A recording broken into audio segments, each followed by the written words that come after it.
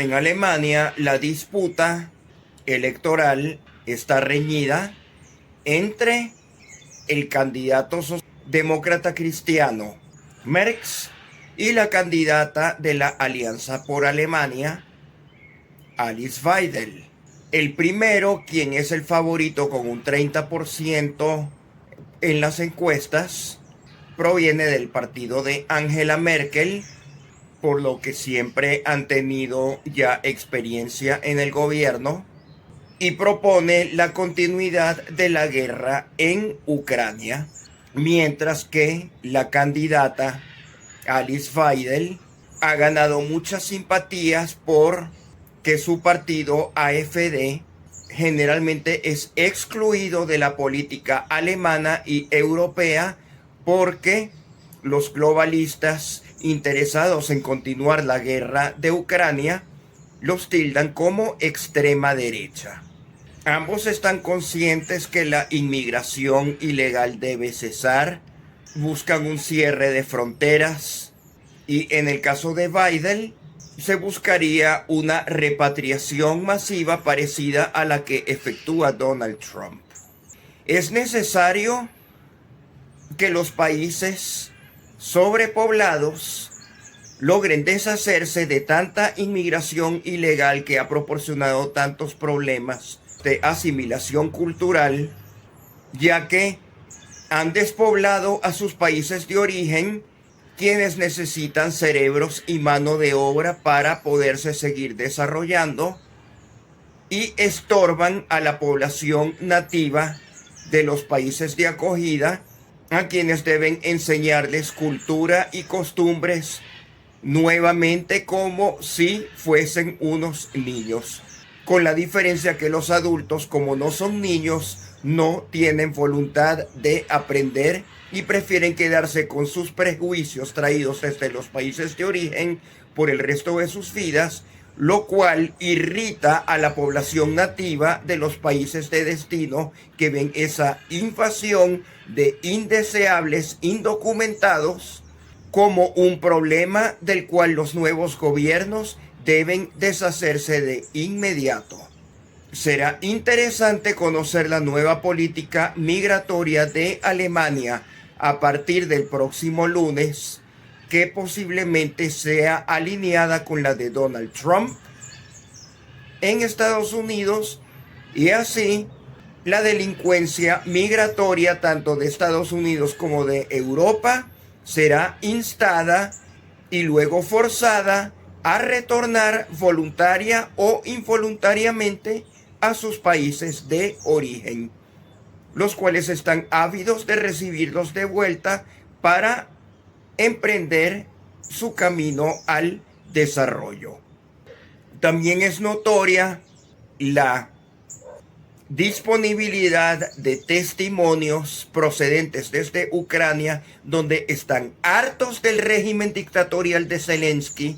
y cuentan las atrocidades a las cuales la población civil se ve obligada para sobrevivir en ese país, cuya guerra es financiada por Europa y por la antigua administración de Estados Unidos hasta hace un mes. Los trabajadores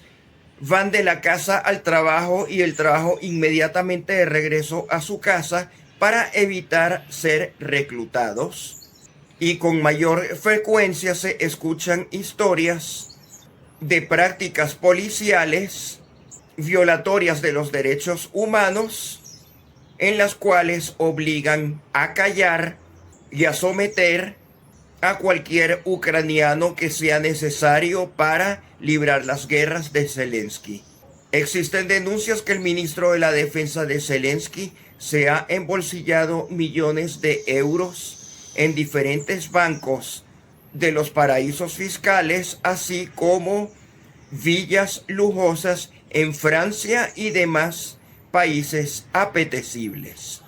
Por su parte, el ministro de Exteriores ruso, Sergei Lavrov, ha declarado en el grupo de los 20 países más desarrollados económicamente, en una cumbre en Sudáfrica a la cual no asistió Marco Rubio en los Estados Unidos, en simpatía con el racismo de Estado propiciado por el gobierno negro en contra de las minorías blancas.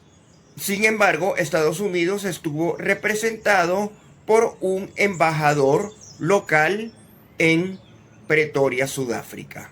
En todo caso, Sergei Lavrov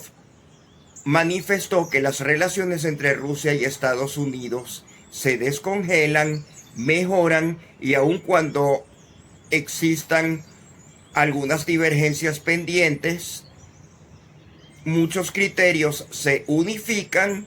y tienen la determinación de concluir y eliminar la guerra con Ucrania, la cual ha durado mucho tiempo y no resulta provechoso continuarla. Para Rusia representa un enorme gasto económico, para Estados Unidos resulta otro gasto económico y ya Rusia ha conquistado el territorio que deseaba y necesitaba. Tendrán acceso a más tierras raras y Estados Unidos está ansioso por desarrollar vínculos comerciales y energéticos con Rusia para no solo tener independencia energética en las Américas a través de su producción doméstica en Estados Unidos, sino que también puedan participar del negocio de venta de gas a través de los gasoductos procedentes de Rusia. El presidente de Francia, Macron, continúa insistiendo en participar en una discusión a la cual no ha sido invitado y tampoco hay claridad de qué ofrece. Aparentemente Francia, al igual que Gran Bretaña, enviarán tropas a Ucrania, lo cual posiblemente sería visto como un signo de guerra de la OTAN contra Rusia en caso que ello ocurra, ya que al parecer países de Europa están interesados en continuar la guerra de Ucrania. Y eso siempre lo hemos sabido. Aquí en Venezuela, proyectos que venían desde la embajada francesa fueron suspendidos desde el año 2022 con la excusa que necesitaban sacar fondos de ayuda exterior para proyectos pacíficos importantes en Venezuela, puesto que su prioridad era fomentar la guerra en Ucrania. Esa reputación académica y cultural francesa ha sido destruida y ahora padecen un régimen al cual solo le interesa la guerra, y esperamos ansiosamente que se convoquen elecciones presidenciales en Francia para que pueda ganar la extrema derecha de Marine Le Pen, del mismo modo como estamos auspiciando que gane la extrema derecha de Alice Weidel y el AfD en Alemania este domingo, para que así Alemania pueda mejorar sus relaciones con Rusia y con los Estados Unidos. Alice Weidel, aparte, tiene la gran ventaja que estudió en China y, como todos sabemos, dado el distanciamiento entre los Estados Unidos y Europa, hemos sugerido varias veces que Europa se pudiese convertir en una factoría o califato chino. Dado que Alice Weidel ya sabe hablar mandarín y el puerto de Hamburgo, debido a la administración anterior de Olaf Scholz, ahora está dominada por China de un modo similar como el Canal de Panamá está dominado actualmente por China, será interesante conocer cuáles pudieran ser las políticas de transporte chinas necesarias para países como Alemania,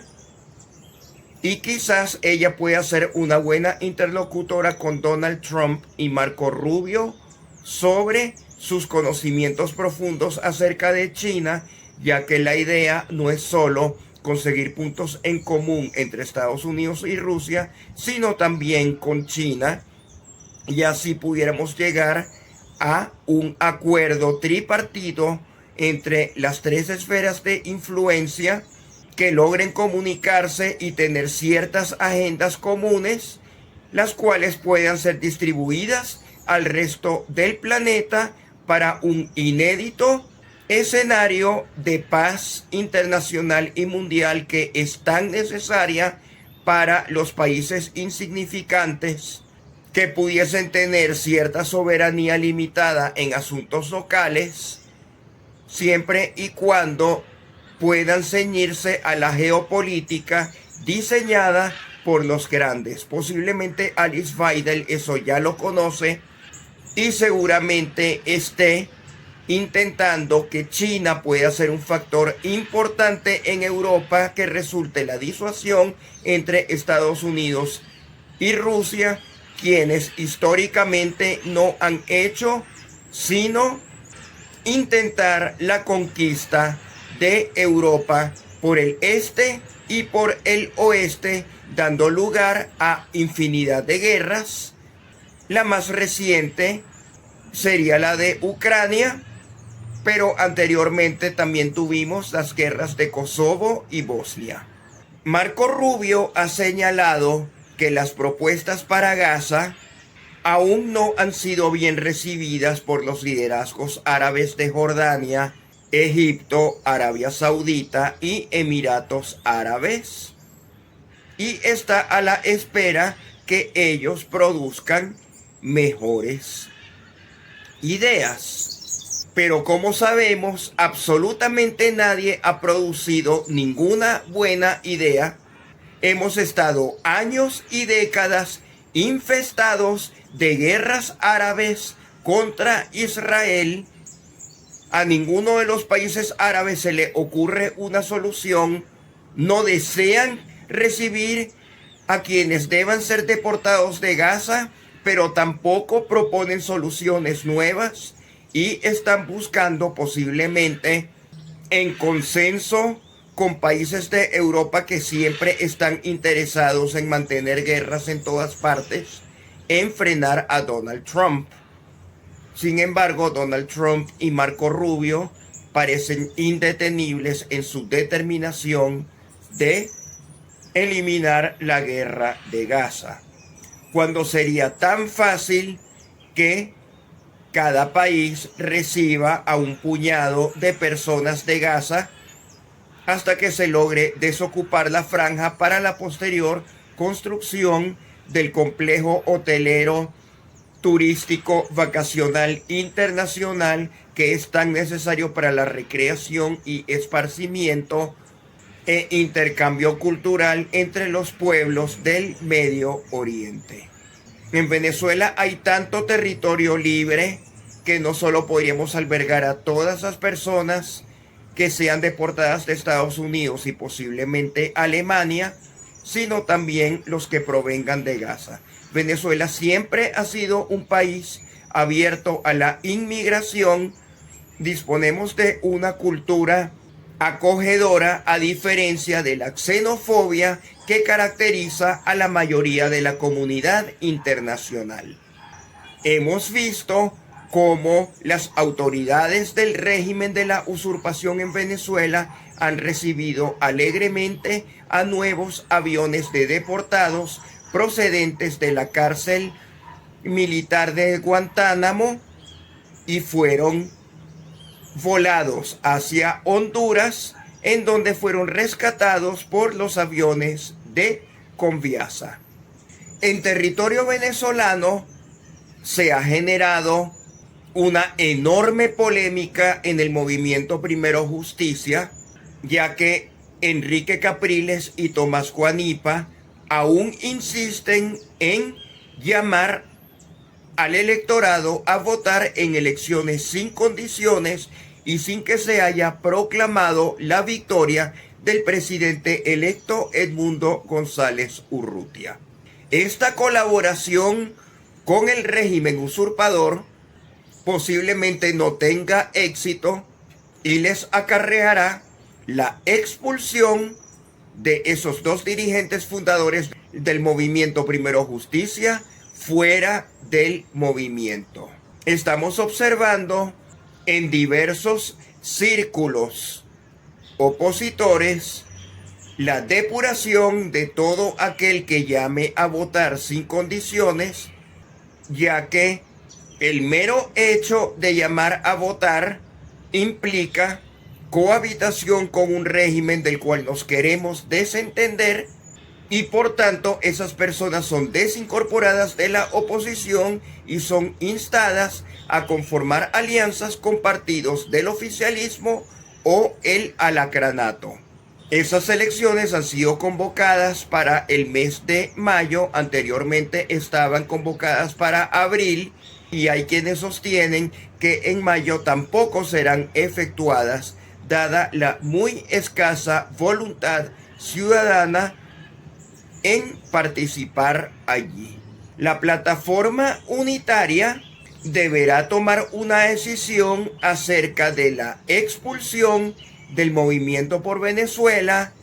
y de un nuevo tiempo, ya que Manuel Rosales y Andrés Caleca aún insisten en auspiciar la votación. El dirigente de la causa R, Andrés Velázquez, formalmente ha propuesto desincorporación